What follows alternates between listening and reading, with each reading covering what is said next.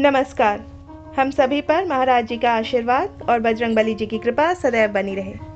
हमारे सनातन धर्म में हर एक पाठ का नियम बनाया गया है और उस पाठ को अगर हम नियम और विधि के अनुसार करें तो हमें उसका पूरा पूरा फल प्राप्त होता है और आगे भक्ति करने की प्रेरणा भी मिलती है। तो आज हम इस अंक में बात करेंगे 11 दिन के हनुमान चालीसा के संकल्प के विषय में। ये संकल्प हमें मंगलवार अथवा शनिवार को शुरू करना है। अब ये संकल्प किस तरह करना है वो मैं आपको बताती हूँ। अगर आप किसी भी चीज़ को एक निरंतर ढंग से करते हैं, यानी कि रोज़ वही चीज़ करते हैं और 11 दिन तक अगर आप उस चीज़ को करते जाते हैं तो वो हम उस चीज़ के आदी हो जाते हैं, यानी कि हमें उस चीज़ की आदत लग जाती है। और ये हनुमान चालीसा इतनी शक्तिशाली है कि ज़्यादा से ज़्यादा पाठ करने पर वो हमारे शरीर को पूरी तरह से शुद्ध बना देती है। फिर हनुमान जी तो ठहरे भक्त, वो हमें ज़्यादा से ज़्यादा, हम जितना उनकी भक्ति करेंगे वो हमें ज़्यादा से ज़्यादा और भी भक्ति प्रदान करते हैं। इसलिए ये संकल्प बहुत ही शक्तिशाली संकल्प है। ये हमारे मेंटल स्ट्रेस को, एंजाइटी को, टेंशन को, सबको दूर करके हमारे जीवन को सार्थक बनाता है, यानी कि हमारे जीवन को शुद्ध और भक्तिमय बनाता है। हमें मात्र 11 दिन तक ब्रह्मचर्य का पालन करते हुए रोज 11 बार हनुमान चालीसा का पाठ करना है। और आप ये देखिएगा 11 दिन पूर्ण होने पर आपके शरीर में नए बदलाव आएंगे, बल्कि अनुभूतियां होंगी, आपको शक्ति आएगी, आपके अंदर स्ट्रेंथ आएगी, आपका जो माइंड है वो भी कंसंट्रेट कर पाएगा, फोकस कर पाएगा। आपको बहुत ही ज़्यादा मदद मिलेगी इससे। इसलिए ये संकल्प बेहद आवश्यक है। और एक बार ये संकल्प ले लिया फिर तो आप चाहे 21 दिन का ले लीजिए या फिर 40 दिन का संकल्प ले लीजिए, 41 दिन का भी होता है, फिर 100 हनुमान चालीसा के पाठ भी होते हैं। फिर आपको इतनी मुश्किल नहीं आएगी। हमेशा शुरुआत ही थोड़ी कठिन होती है, फिर सब कुछ आसान लगने लगता है। और ये तो शुरुआत भी इतनी कठिन नहीं है, क्योंकि हर कोई हनुमान चालीसा का पाठ तो करता ही है। हर एक सनातनी को, ज़्यादा से ज़्यादा लोगों को हनुमान चालीसा कंठस्थ याद होती ही है, क्योंकि हर एक घर में हनुमान चालीसा का पाठ तो अवश्य होता है।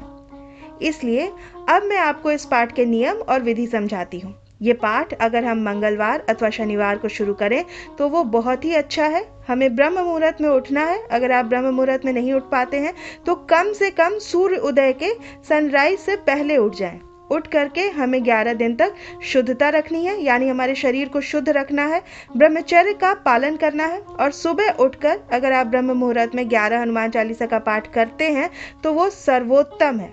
और अगर आप सुबह जल्दी हनुमान चालीसा के 11 पाठ नहीं करते तो आप वही पाठ सूर्यास्त के बाद कर सकते हैं, यानी कि शाम को या फिर रात में 8 बजे के बाद। क्योंकि सुबह से लेकर शाम तक ऐसा कहा जाता है कि हनुमान जी श्री राम जी की सेवा में प्रस्तुत रहते हैं। इसलिए या तो ब्रह्म मुहूर्त में करें, यानी कि 4 बजे के आसपास, या तो फिर शाम को या फिर रात में 8 बजे के बाद कीजिए। अब ये पाठ किस तरह से करना है वो मैं आपको समझाती हूँ। ये पाठ करने के लिए आपको एक कमरे में बैठना है। वहाँ पर राम दरबार की एक फोटो रखनी है, उसी के पास एक छोटी सी हनुमान जी की प्रतिमा भी रहेगी, वरना कोई भी हनुमान जी की छोटी सी फोटो फ्रेम भी आप रख सकते हैं। उसके बाद अगर आप भोग लगाना चाहते हैं, कोई भी प्रसाद मिष्ठान वहाँ पर रख लीजिए। पाठ पूर्ण होने के बाद आप घर वालों में उस भोग को वितरण कर दीजिए और खुद भी जरूर ग्रहण करिए। एक तांबे के कलश में पानी भरकर वहीं पर रख लीजिए।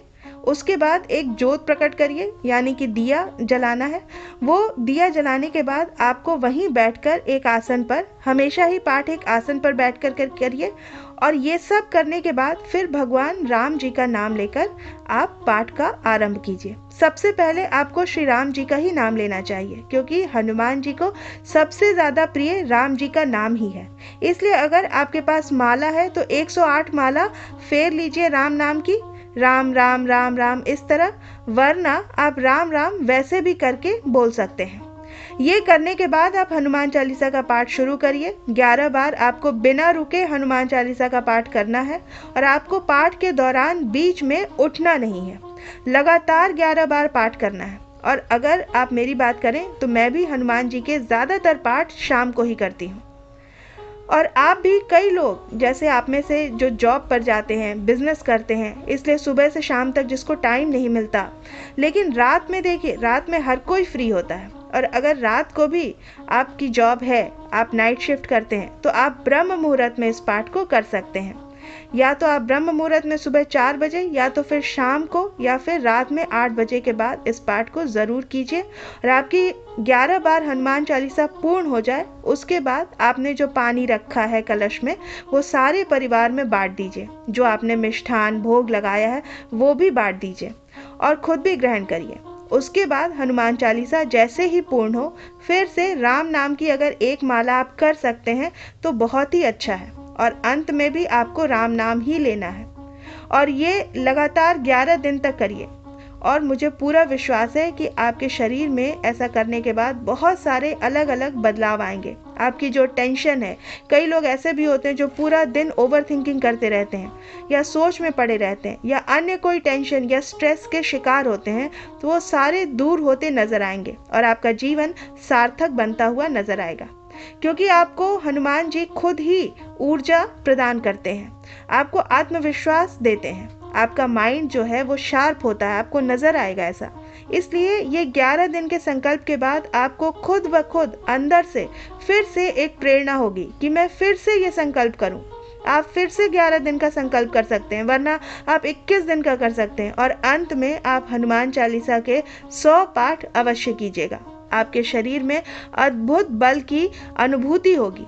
एक साथ 100 हनुमान चालीसा इसी नियम और विधि के साथ आप करके देखिएगा, आपको कितना आत्मविश्वास मिलता है। आपके जीवन में कोई भी बाधा नहीं आएगी और हनुमान जी सदैव आपकी रक्षा करेंगे, रक्षा करने के लिए प्रस्तुत रहेंगे।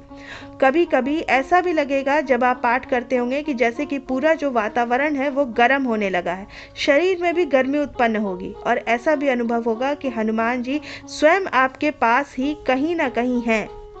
तो ये अनुभव भी आपको अवश्य होगा। तो आप इतना कीजिए, आपका जीवन पूरी तरह से बदल जाएगा। मैं आशा करती हूँ कि ये अंक आपको अच्छा लगा होगा। आप अपनी प्रतिक्रिया हमें कमेंट सेक्शन में लिखकर ज़रूर बताइएगा। मिलते हैं हम आपसे अगले अंक में। तब तक के लिए जय श्री राम, जय बाबा की।